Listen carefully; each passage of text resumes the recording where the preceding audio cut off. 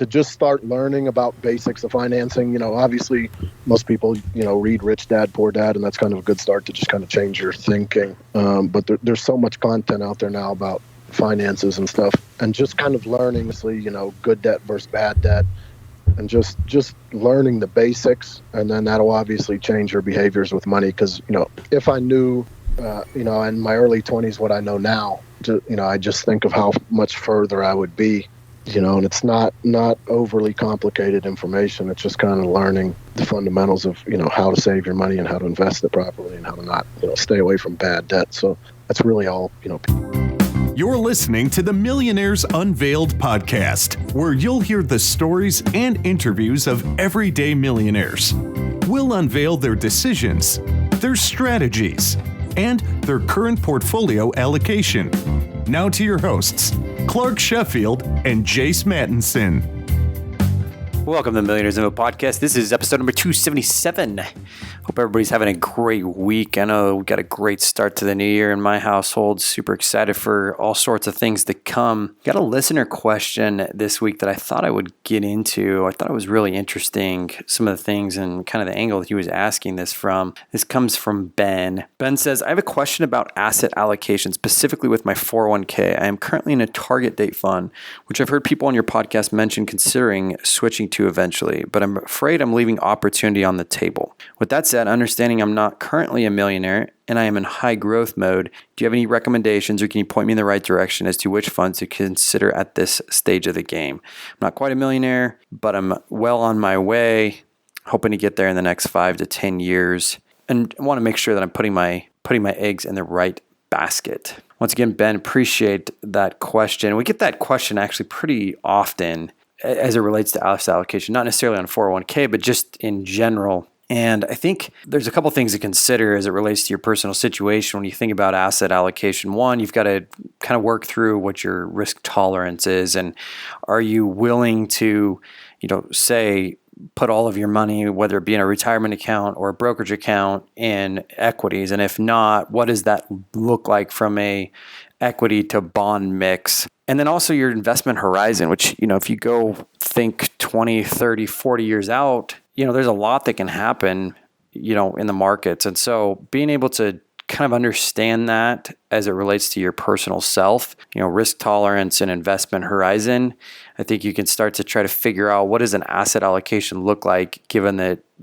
I've got to reach a certain level, of investment goals that I may have. And the other thing too, and I always kind of go back to this as I've interviewed more and more of these millionaires, that, picking a strategy is, and sticking with it is almost more important than, overthinking your strategy period, and just being able to be consistent with something over a long period of time will lead you to those results. And to some degree, make sure that you're playing win, not to lose, to some degree, especially if you have a long horizon, because we've had some people that, say, hey, I wasn't aggressive enough, or, when I was younger, and vice versa, when they got older, they may have been too aggressive in one asset class and they lost everything. So anyway, great question, great things to consider. Obviously, everybody's personal situation is different, and we're not giving any professional advice, but it is something interesting to think about as it relates to asset allocation, especially now that we've had, upwards of 300 millionaires on the show, and how are they doing it? So this week on the show, we have Matt. Matt is a realtor after being in law enforcement. So we talking to him a little bit about his career journey, which is really unique.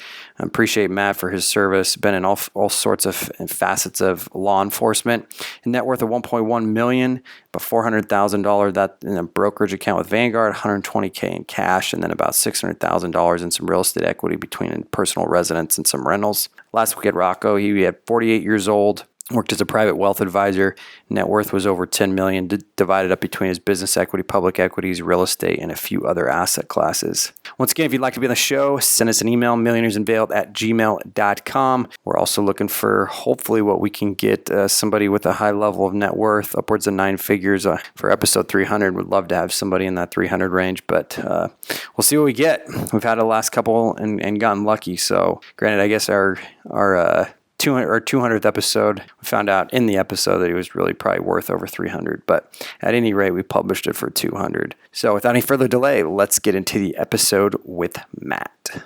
Matt, do you want to give us a little about your background and what you're up to now? Yeah, sure. So I live out here in Las Vegas. I sell real estate for a living, so I'm a licensed realtor, also a real estate investor. I have several properties that I've accumulated and collect rent on, and I've been doing that for about the last 3 years, coming from a prior law enforcement background to now being self-employed as a realtor. So that's kind of where I'm at now. Okay, and what's your net worth today? Net worth is right around 1.1 million.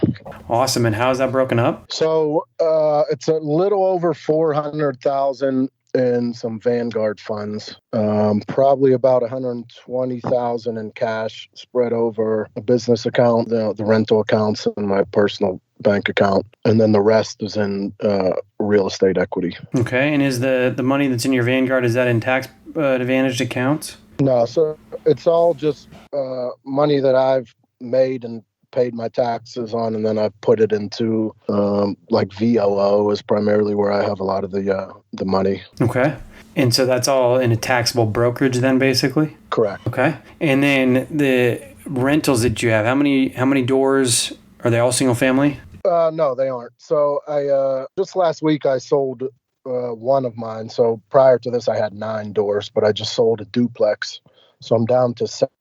So I do own one duplex, and then the rest are single family, and one of those includes my current primary residence. And then I'm in escrow now on another property that'll close right around the end of this month. The bulk of my rentals are in Pittsburgh, Pennsylvania, which is where I grew up and lived till I was 27. And out here in Vegas, I own two single family homes, and I'm buying my third one out here in Las Vegas right now. Okay, and are y'all putting 20% down on those? On the rentals in Pittsburgh, one of those is levered with 20% down, the duplex. Single families are all owned outright.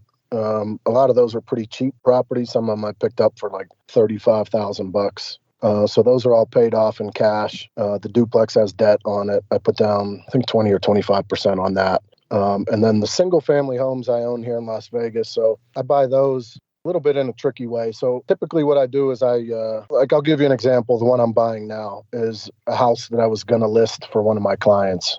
They need to sell that and then go buy another house. The house they're looking for is kind of unique. So it worked out kind of perfect where I said, I'm in a position to buy your house, and then I'll rent it back to you till we find something that you like and you can move into. On that particular property, we're planning to be in it for probably a month after we close till we can get them into something else. So I'm rolling my commission that I would make on the sale towards the down payment. And then I typically offer the seller a little more than we agreed to on the purchase price and ask for a credit back to cover my closing costs. So it ends up costing me very little out of pocket when I structure it like that. So hopefully that makes sense. Interesting. And then they'll cash flow how much? So the most recent one I bought out here, I structured it the same way. I ended up getting it with 0 out of pocket because I was able to apply my commission and get my closing costs covered by the seller.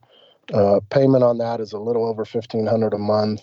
And I have a tenant in there paying $1,800 a month. Okay, so give or take a couple $100 after repairs and play. Yeah, it's not a huge cash flow play, but the 2 properties that I do own here in Vegas that have both been purchased in the last probably 18 to 20 months, I've purchased both of them. They've both appreciated. One has appreciated about $55,000, and the other about 40. So it's kind of like a long-term appreciation, and then obviously debt pay down play for me on the properties here in Vegas. And are you self-managing those? Yeah, so I self-manage all of them, even the ones back in Pittsburgh, with the help of my dad. My dad and all my immediate family still lives back in that way, but he kind of helps me as far as when we have a vacancy, we'll schedule some showings and he'll go over there and open the door, and we just kind of do it that way. So it's obviously had some challenges doing it that way, but for now it's working. But at some point, as I scale, I'm going to have to put management in place. So one question that always comes up with guys like you who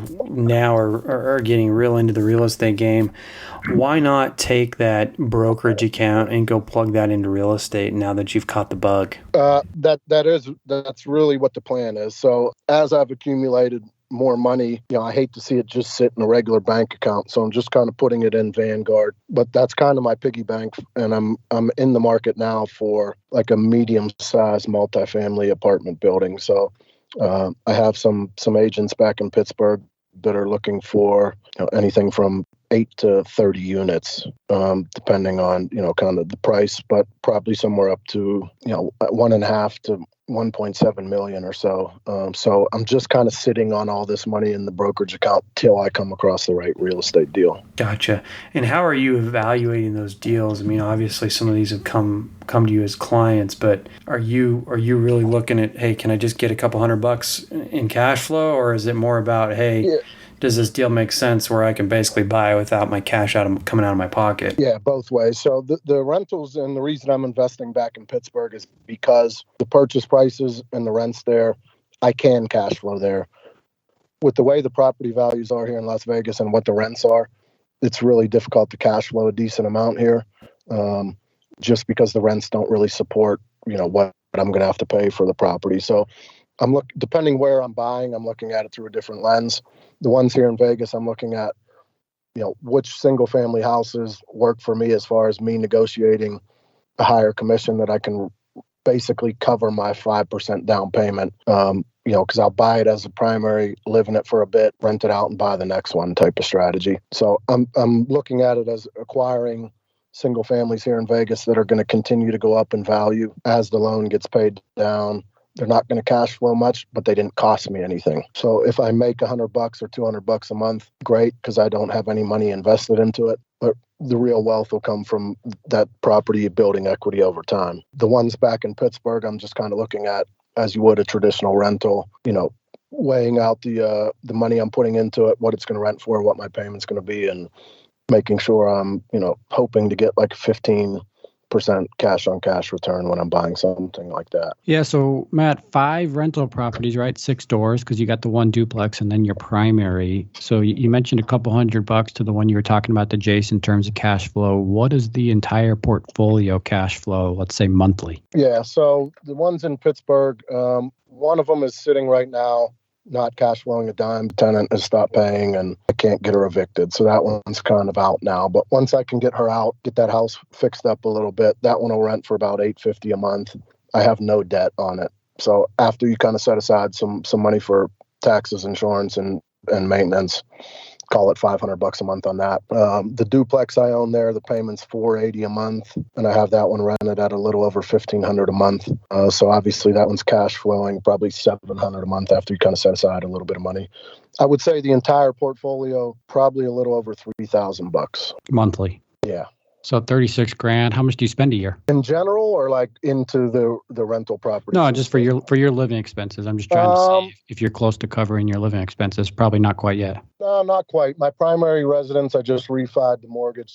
That's only $1,330 a month. I do have a very hefty car payment that I bought to lower my tax burden last year. So my car payment's more than my actual mortgage payment, which is kind of interesting and sounds backwards, but I can get into that if you guys want me to. No, $3,000 a month doesn't cover my expenses, I would say, but I also don't spend a ton of money every month. It's kind of on the basics, and then I spend money on my real estate business, but it's probably relatively close, I would say. So you're not too afraid of leverage, Matt? No, and I would agree with that to a certain extent, but I do have pretty strong cash flow from all the properties that have no debt. So, I bought those first, mainly because I couldn't get any type of financing because I didn't have 2 years of self-employment taxes done. So I was able to buy those. Luckily, I had the cash and I made some good purchases, and they cash flow well. So at this point, I'm not too worried about taking on some debt as long as it's done correctly, and that's the way I look at it. Yeah, and then what about the car? What's going on there? Yeah, so last year when my accountant was doing the taxes, he had told me I'm going to be looking at owing a pretty hefty amount on taxes, because obviously we don't want to write my income down too much, because I do like to, I need to qualify for mortgages. So that's kind of always the challenge of being self-employed. So I was going to have to write a pretty big check to the IRS. One way around that was to buy a vehicle under, I think it's section 179 of the tax code, which is an SUV or a truck that's over 6,000 pounds. You can write off the entire expense against your taxes and save a lot. So we basically kind of worked it out. And he said, if you need a new car, now's the time to do it. I didn't, but the way I kind of did the math was it ended up saving me about $35,000 in taxes. So I went and bought a car that was just under $100,000. So I put down $0. My payment's right around $1,500 a month. So when I do the math, I'm going to be at like a break-even point at about, I think it's about 24 months or so, right around 2 years or so. So in theory, it was either give the money to the IRS or essentially give it to Mercedes Financial and drive a new Mercedes for the next couple of years to then I can sell it and just get rid of it and call it a day. But it saved me on the taxes for last year. So do you qualify as a real estate professional? Can't you use some of that depreciation to offset your income as well? I would assume so, yeah. So I know my accountant kind of works as magic. I'm not, I don't get involved too much in it. I probably should a little bit more, but these last few years have just been kind of laser focused on growing my business and trusting him to do what he needs to do to get my taxes where they need to be. But yeah, that's something I need to make sure we're doing and try to get as much depreciation from the properties. I know he has encouraged me to start financing some of these properties because, like I said, originally I had bought several of the first ones cash. He said we're able to save more money when I do start to finance some of these properties. So I have to check with him on that. Yeah. So let's talk about the career switch, obviously, because that's the big thing here. I mean, law enforcement for how many years, and how did you decide to switch careers, and why real estate? Sure. So I was in the field of corrections, working in a halfway house for years back in Pittsburgh. Moved out to Las Vegas in 2011, did some security work out here before I was able to apply for the police department, and I got hired on in 2014 to work at the jail here in Las Vegas, and did that through 2018. Made a good living, great benefits. The long-term career there would have been fine. And in my second year there, I was making over $100,000. So well paid, but also a lot of work. 12-hour shifts. To make good money, you got to do quite a bit of overtime. And it just started to kind of weigh on me for a while, working that much, tying up that much of my time into work. And then also just kind of like working at a job where you have coworkers that make more than you, regardless of ability or effort, simply because they have more time in than you. And that was something that I was kind of frustrated with. So I just kind of made the decision that I wanted to kind of seek something else. And I started thinking what's kind of the opposite of what I'm doing? What gives me freedom? What gives me the ability to make an unlimited income, not a fixed income? And also what kind of allows me to deal with people that are in a happy situation, not in a situation where they're obviously upset because they're in jail and, they don't like you because you're working in there type of thing. So I don't know how I kind of stumbled on the real estate thing. I didn't know anything about it. Didn't know anybody that did it, but I guess it was something I thought of pursuing. So I just started studying for the exam while I was on night shift at the jail. Ended up taking the test and passed it the first time. And that was right around February of 2018. And I juggled both jobs. So I was working 12-hour shifts in the jail, and I was trying to build my real estate business. Took kind of a couple months to get going, but June of 2018, so about 4 months later or so, was my last month, and I was able to make the switch full-time into real estate then. So you did both for how long now? From about February of 2018 till the end of June 2018. So only like 3 or 4 months? Yeah, probably closer to 4 or 5 months. And at that point in June, had you kind of replaced your income that you were making as a corrections officer? Yeah, so I, as any real estate agent will tell you, it's tough at first. You don't have anything going, and that was kind of the case with me. But I got my first commission check on May 31st. And then by the end of June, I had closed 6 or 7 more deals. And I remember I had made about $57,000 that month in commissions. And that was, obviously the most amount of money I had ever seen, especially come in a month. And it gave me a pretty good nest egg and some security to then leave that position and not be stressed financially and then pursue the real estate sales full time. Gotcha. So I want to go back to something real quick, just because I don't think this has come up a lot. And there's also, the connotation in the marketplace that millionaires always drive, crazy cars and whatnot. And usually we've got a bunch of them on that don't, but you've got a sweet one. So you bought this car. Would you mind telling, people what it is, and maybe what did you drive before you bought this car? Yeah, sure. So what I have is a 2021 Mercedes GLE AMG 53. So it's like their kind of their sporty SUV AMG version. Sticker price was right around like $96,000 on it or something. And it really was nothing that I wanted. Hadn't thought about buying a car whatsoever. Something that I kind of had to make a decision on the spot once I met with my accountant, and he said, you're either going to write a big check to the IRS or you can go buy a car. And after kind of sitting on it, I'm not one to buy something that I don't want, especially that much money. But when we kind of sat down and did the math, and I had suggested maybe buying something cheaper, but buying something cheaper wouldn't have offset as much in taxes. So it was kind of like you had to spend a decent amount of money to save a decent amount of money on taxes.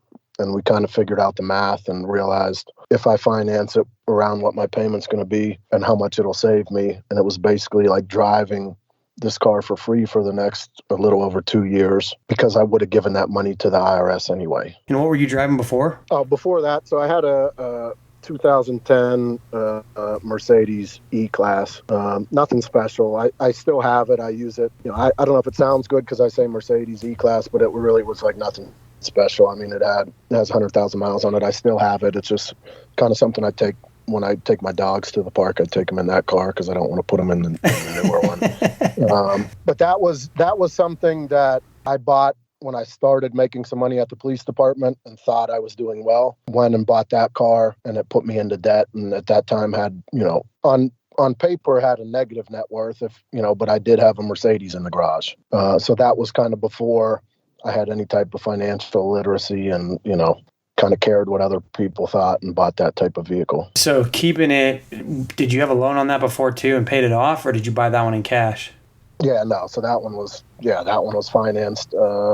It's paid off. It's been paid off now, but yeah, I think that payment was, I don't know, $400 or $500. And yeah, also at that time had, a motorcycle and a Polaris Slingshot, the 3-wheel vehicles. And, that was kind of when I was making money at the jail, I would spend money type of thing. So now I'm kind of the opposite here. Yeah, let's get into that a little bit because you mentioned this kind of on the pre-call that you basically had a negative net worth. You've really done all this in the last, call it 3 years. Maybe rewind just a little bit and tell people kind of where you were, give or take 4 or 5 years ago and what that journey's looked like the last couple of years. Yeah, so if we go back to kind of when I started at the police department, which would have been, 2014, 2015, didn't have anything at that time, got hired on, base pay, I think was around 60,000, maybe made 80,000 with some overtime and thought I was kind of rich at that point. I did end up buying a house back then, probably a higher payment than I probably should have had, but, managed and then continued to work that job at the police department, and my income continually went up to the point I was making, I think around 130 when I left, then switched over to real estate. And, that first 6 months of real estate, which finished 2018 for me as far as when I was doing it full time, ended up my income that year was higher than my income ever had been just in that 6 month time. And then it's kind of continued to go up over the last 3 years. So that kind of puts me where I'm at now. And like we had mentioned before, till that, that first commission check essentially of May 2018 and that big month in June where I made quite a bit. Prior to that month, I had debt. I had, the car payment. I had the other vehicles and toys that I had debt on them. And I hardly had any money in the bank. So at that point, my net worth was negative. And now as my income has grown over the last 3 years, I've been very intentional, mostly out of fear and kind of uncertainty of now being self-employed and not having, a retirement or a steady check. I've been very conservative with my money, and basically all the money that I have made over the last 3 years has been saved, whether it's in, real estate equity or in my brokerage account. Did you have a pension from being a corrections officer at all? No. So I think you needed 5 years or maybe 10 years before you kind of got a pension there. So no, I didn't have anything before I left. And that it's kind of funny you mention that because that's kind of what, in my opinion, what traps a lot of guys into that career. And I don't have anything against it. I think it's a great career, but that tends to happen to a lot of people in that career is once they kind of get that time in, they're afraid to leave because it's like, okay, well, if I just get to the next mark, I get more of a pension type of thing. And then they end up staying, their entire career. Totally. I think I got out before I got to the point where I feel like, I don't want to waste all the time I had in type of thing. Gotcha. When you were a teenager, what did you think about in terms of your career and money, or did you at all at that point? Yeah, so I kind of come from a law enforcement family. My dad was in law enforcement his whole career. My brother is in it now. Since I've been a kid, that was my career path. I mean, there was no other thought. It was always going to be, you're either going to be a police officer on the street or you'll be an officer in a correctional facility. So in my mind, that was what I was going to do. I was going to do the 20 or 25 years, have some type of pension, and kind of go that route. So that's what was in my mind that whole time. Were you nervous to make this switch, Matt? Yeah, extremely nervous. And to a certain extent, even being, over 3 years into it now, still am a little bit, just because, it's my whole life has been, working W-2 jobs where you get paid every 2 weeks. And if you show up, you get paid. And having that safety net, I still, the real estate thing for the most part has been very steady, but you still have months where you do really well and other months where you don't do as well. And it's still somewhat of a challenge for me to kind of push those thoughts to the side that, hey, what if your business, starts to slack off, or, you don't get some more clients type of thing. I've gotten better at kind of, pushing that to the side and realizing, like, as long as I'm putting in the work and stuff, I should be fine. But it's also kind of drove me to be very smart with the money that I do make, because I'm, putting it into real estate that cash flows and putting it into assets is going to protect me in the long run. So that's kind of, it's been a blessing and a curse a little bit. Yeah, you alluded to this just a little bit just now, but has the income from the real estate side of it, has it evened out a little bit more, become a little bit more reliable, or not so much? Yeah, so I mean, I can tell you like that 2018, the first check was at the end of May. For that 6 months, essentially till the end of the year, I made $150,000. 2019, I think right around $190,000. 2020, about $310,000. And then this year, up until now, it's somewhere a little over $400,000. Dude, what are you worried about? The first year, you went from 130 to what'd you say, 190 the first year, 170? Yeah, 150 the first year doing real estate to 190, 310 to a little over $400,000. It's just, you just hope it lasts. Yeah, I get you. I guess my mind is still adjusting to the self-employed mindset and, that type of thing, because I've just kind of always been, hey, you never know what can happen. I do have my thoughts on like some disruptions that I think are going to happen in the real estate industry and, kind of hurt us real estate agents. So, it's something I'm kind of preparing for that I could see happen in the next, 5 years or so, maybe. So you mentioned you're selling single, multifamily. I mean, how do you find your clients? Have you built a team? Are you working under a brokerage? How does all that work? Yeah, so I work under a brokerage here in Las Vegas. Just this past year, I started a team filled with, brand new agents that are mostly just kind of people I know or people that have gotten referred to me. So I'm not actively recruiting. And it's been a hell of a challenge because it's a lot of time investment, bringing a new agent on and kind of getting them up to speed. Paid off a little bit this year, but still the bulk of that income this year has been just kind of through me. I'm hoping next year to kind of see the team come through and increase the overall income a little bit.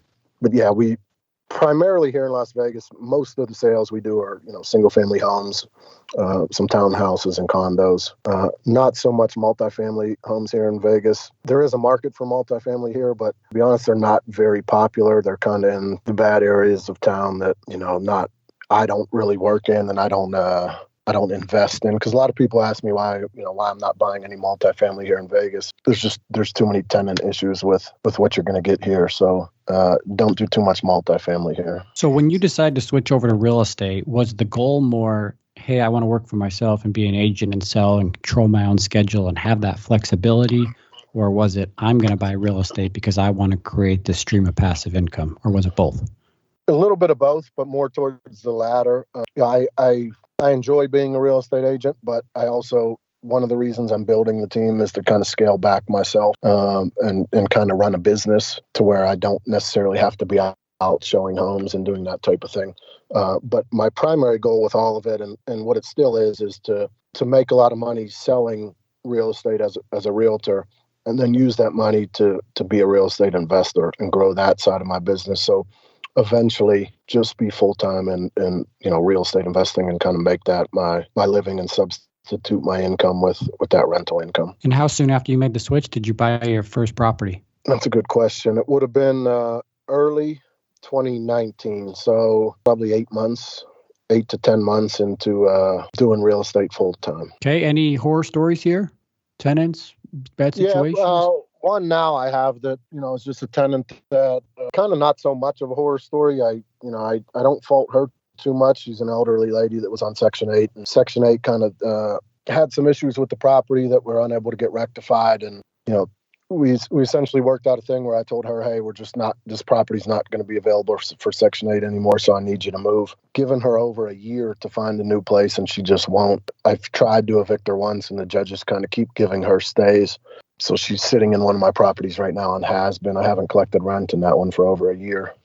There's no debt on it, and it needs quite a bit of repairs just because the previous owner had left it in disrepair, and I inherited this tenant. So it's not costing me anything to keep her in it, but obviously the opportunity cost is missed of like getting it fixed up and getting a new tenant in there. So hopefully kind of once we get the judges to be a little more lenient, we can get her out of there and get it turned over. Yeah, it's kind of a unique situation or interesting situation you're in, Matt, because you can kind of double dip, right? You get the sales, but then you also get access to any of the real estate deals that you want to buy before you sell it to somebody else. Yeah, so the ones here in Vegas, definitely. And that's exactly the situation with the one I'm in escrow on now. It was, my friends had called me and they wanted to list the property and sell it, but the stars kind of aligned and it works out perfectly for their situation. And I had just gotten approved to buy another property with the lender. So, I said, hey, this one works for me as a rental. They were happy to sell it to me because it works out for them. And, it's a win-win for both of us. Part of the crazy thing I keep kind of thinking as we're chatting here is before we started recording, you said that a lot of this has really come, and you reiterated this to Jason at the beginning of the show, but most of this has come in the last 3 years. That 3 or 4 years ago, you had a net worth of negative 10. Correct me there. It was negative. I'd have probably more negative than that. I think at that time I probably had 20,000 of car debt, and probably hardly 4 or 5. Was there a moment there that you said, like, Dave Ramsey talks about the I've had it moment where you say I'm done and I want to switch and I want to make a change? Was there a moment there? Or I know you talked about a few of those things when you were working as the officer that led up to that, but any specific moment or conversations particularly? No, not so much. To be honest, it didn't really bother me when I was in that situation. It was just kind of like I didn't know, I was kind of ignorant to finances. And I just, I knew if I went to work, I was going to get a check the next week. And, I didn't have tons of money, but I had enough to just pay the bills and, enjoy the stuff I had. And I was just kind of doing that. The moment I kind of decided I needed a career change was really just like, some frustration at the job and just, I just realizing like, is this really something I want to do for the next 20 or 25 years? And just saying like, I think I could try something else. But it didn't really come in the form of like, oh, I'm stressed financially and, I don't like having debt and not having a lot of cash type of thing. I was kind of just ignorant to it all. And that was it. It was when I kind of eventually left the steady job and went to the full-time real estate sales and, that mindset shift of like, okay, now you don't have anything coming unless you get out there and get a sale.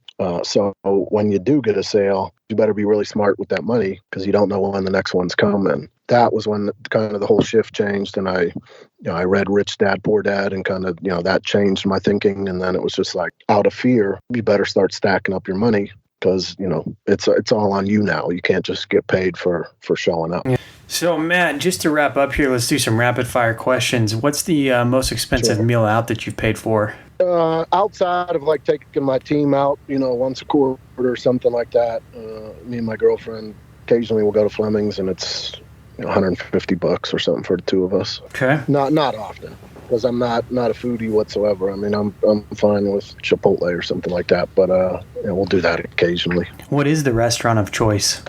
Is it Chipotle? Yeah, it's just for something quick. But if we want something nice, we typically go to Fleming's and get a good steak. Okay. We talked about the car, the most expensive. That's that new Mercedes, right? Yeah, and that's not something that I advocate, other than obviously like it was the trade-off from the tax benefits. It wouldn't have been something I bought just to have. Yeah, that's for sure. Is there a car down the road when you're a little wealthier that you do want, a sports car or anything? Yeah, so that's interesting. It was for years. I'm into cars and I like cars. And for years, was always, at some point I wanted to buy, a nice newer Lamborghini, and had even thought about it when I just kind of started making a little money in real estate, but realized like, hey, probably could have afforded it, but it would have been absolutely silly, and it was, would have been a dumb purchase. Now that I could probably easily afford it with my income, have no desire for any of that stuff. It almost would pain me to do something like that. I'd much rather buy an apartment building or a couple more houses or that type of thing. So it's, as I've increased my net worth and my income, the desire to buy that expensive stuff has decreased. Why do you think that is? I don't know. I think maybe just because you see that, it does kind of snowball a little bit. The more you make and the more you get into investments and into properties, the easier it is to get into more of that stuff because, your income continues to grow as you're investing in these assets. So, maybe it's just like, hey, you realize what else you could do with that money to make it grow even further. That's what I think about it. Interesting. So no Lambo purchases for you down the road. No, I mean, maybe when the net worth hits a crazy amount or something like that, but definitely not in the immediate future. Do you have a target net worth? No, it's not even something. I probably care about that much. Probably care more about getting to maybe like a certain rental cash flow each month. And what would that be? That's more. I don't know, because I feel like the goalposts kind of keep getting pushed a little bit as you get more. You realize I thought maybe 5,000 would have been good, but now it's maybe 10. And then I think when I get closer to that, it's probably going to bump a little bit too. So that's something I've been challenging myself to think about a little bit more recently. Is kind of at what point does enough become enough? And I listen to a lot of podcasts and interviews. Like the one we're doing now, and I do hear people that it seems like they're never satisfied, and they're just going to keep going and going and going, and I can see how that happens. So I want to be aware of that, and maybe get to a point where it's like, okay, you have sacrificed and worked hard and got to a certain point. You have to start enjoying that stuff. So I don't know. I would think at least like a $10,000 a month rental income would be definitely sustainable and definitely something I could live off of comfortably. But I can't say if and when I do get there, which I think I will in the next couple of years, just based on the cash I have saved and when I can get it into some good real estate deals, if I'll stop or if I'll just kind of slow down or if I'll be pushing further. Mm-hmm. What's the most expensive experience or vacation that you've taken? Probably nothing special. Maybe a trip to Mexico or something like that for looks. I am taking a couple members of my real estate team there, but that's I did set a sales goal for them this year, and they hit it. So that was kind of the reward. Is we're going to go to Cancun for a few days, and I'm going to pay for it. It's a business expense, so it's not kind of like my personal thing. But for me personally, maybe something that's $1,500 or $2,000 for an all-inclusive in the Caribbean. Okay. Is there something on your list that you want to do down the road that you haven't done yet? That's a good question. Off the top of my head, I probably, to a certain extent, I do want to travel more. These last few years, I mentioned I've kind of been laser focused on, growing this business. And now, especially with the team being in its infancy, it takes up a lot of my time. So, maybe as I can get the team going more and scale out of production a little bit, take some more time to myself to get out and travel a bit more and, maybe just enjoy the hard work that I've been doing in whatever way I kind of feel I want to do. Okay. Let's see here. How much TV do you watch a week? I like to watch soccer games, like the Premier League soccer. So I watch those typically like Saturday mornings and Sunday mornings. But outside of that, not a ton of TV. I do watch a lot of YouTube content, just various type of stuff, all kinds of, anything from bigger pockets to like just, random videos on YouTube. So, but I don't know, maybe an hour or two a day, kind of spread out. Just depends on my schedule or, typically when I'm winding down in the evening. Okay. How many books do you read a year? Not that many. Maybe one. I'm more into consuming content, like I said, through audio. So not big on audio books, but huge on like podcasts and like bigger pocket style YouTube videos and interviews and stuff like that. So that's really where I consume. I consume that way more than television or books. Okay. Matt, just to wrap up here, what would be your advice to somebody who's just starting out or beginning their journey? Yeah, so obviously depending on their situation, whether they're self-employed or just W-2, but I try to coach any agents on my team, especially younger ones or just friends in general, to just start learning about basics of financing. Obviously most people read Rich Dad Poor Dad, and that's kind of a good start to just kind of change your thinking. But there's so much content out there now about finances and stuff, and just kind of learning, good debt versus bad debt, and just learning the basics, and then that'll obviously change your behaviors with money. Because if I knew in my early 20s what I know now, I just think of how much further I would be, and it's not overly complicated information. It's just kind of learning the fundamentals of how to save your money and how to invest it properly and how to not stay away from bad debt. So that's really all people need to look into. Awesome, Matt, with a net worth of $1.1 million. Thanks for coming on the show today. Thank you. I appreciate it. Thanks for listening to the Millionaires Unveiled podcast with Clark Sheffield and Chase Mattinson. For more stories, investment opportunities, and information, check out our website at millionairesunveiled.com. See you next time when you'll hear from another everyday millionaire.